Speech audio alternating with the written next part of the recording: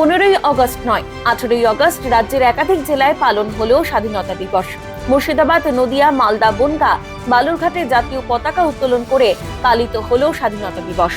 1947 সালের 15ই আগস্ট দেশ স্বাধীন হলেও সীমানা নির্ধারণের জটিলতায় মালদা, মুর্শিদাবাদ, নদিয়ার বেশ কিছু অংশ প্রথমে পূর্ব পাকিস্তানের অন্তর্ভুক্ত বলে চিহ্নিত করা হয়।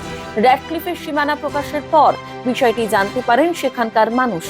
পরবর্তীতে সীমারেখা সংশোধন করে ওই এলাকাগুলিকে ভারতের অন্তর্ভুক্ত করা হয় ও 17ই আগস্ট রাতে সেই সিদ্ধান্ত প্রকাশ্যে আসে। তারপর থেকেই রীতি মেনে 18ই আগস্ট স্বাধীনতা দিবস পালন করেন এই জেলার মানুষজন। মঙ্গলবার মুর্শিদাবাদের ভগবান কোলায় পালিত হয় স্বাধীনতা দিবস। অন্যদিকে নদিয়ার রানাঘাট, শান্তিপুর সহ একাধিক এলাকায় হয় স্বাধীনতা দিবস উদযাপন। শুধু শান্তিপুর নয়, নদিয়ার অনেক জায়গাতেই আজকে পতাকা ওঠে। তার কারণ নদিয়া জেলা 1947 সালের 15ই আগস্ট স্বাধীন হলেও এটা ভারতে না পাকিস্তানে এইটা নির্ণয় করা যায়নি। সেই সময় মুসলিম লীগ মনে করেছিল যে এটা পূর্ব পাকিস্তানের, আর ভারতের মানুষ মনে করেছিলেন যে এটা ভারতবর্ষেই আছে। সেই কারণে স্বাধীনতা এসে গেছিল, তাই স্বাধীনতা দিবস নিয়ে কোনো প্রশ্ন নেই।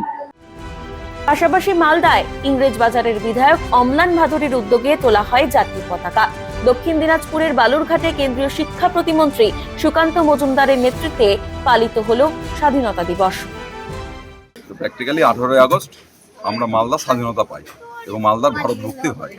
এই কারণে এই দিবসটিকেই আমরা মালদাবাসী হিসাবে আমরা এইখানে আমাদের পুরাটুলি বলাকা সঙ্গে বাবুপাড়া আমরা এখানে পালন করে আসছি।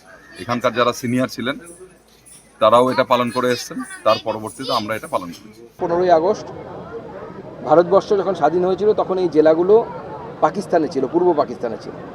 তারপরে তৎকালীন যুগে ডক্টর শ্যামাপ্রসাদ মুখার্জি সহ এখানকার স্থানীয় নেতৃত্ব যারা ছিলেন তাদের নেতৃত্বে এই এলাকার মানুষ লড়াই করে এই জেলাকে, বিশেষ করে এই দক্ষিণ দিনাজপুর জেলার ক্ষেত্রে আমি বলবো, তারা এই দক্ষিণ দিনাজপুর জেলা অর্থাৎ তৎকালীন পশ্চিম দিনাজপুর জেলা, সেই জেলাকে ভারতভুক্তি করেন।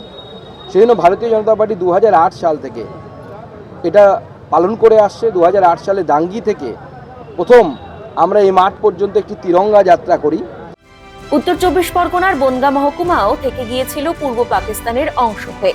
1947 সালের 18ই আগস্ট বনগাঁ মহকুমাকে ভারতবর্ষের মানচিত্রের সঙ্গে যোগ করা হয়। সেই রীতি মেনে মঙ্গলবার বনগাঁ মহকুমা আদালত চত্বরেও পতাকা উত্তোলন করে পালিত হলো স্বাধীনতা দিবস।